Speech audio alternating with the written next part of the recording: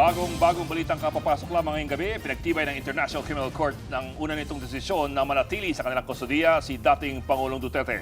Dahil dyan, hindi pa rin makakalabas ng detention facility ang dating Pangulo habang hinihintay ang resulta ng confirmation of charges.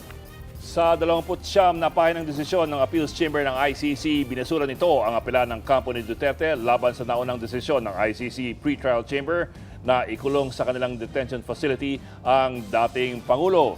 Unang inilaban ng defense team ni Duterte ang anilay humihina niyang kalusugan at ang kanyang umunong cognitive issues.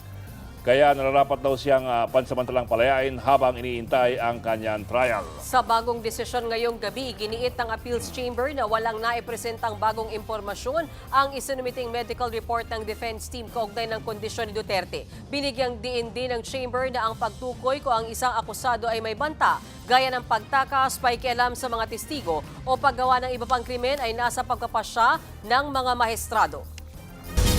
Mga kapatid, Ed Lingaw po, maging maalam at may pakialam sa mga napapanahong balita sa ating bansa. Para sa mas malilimang pagtalakay at paghimay sa mga issue at headlines, mag-follow at mag-subscribe sa social media pages ng News 5.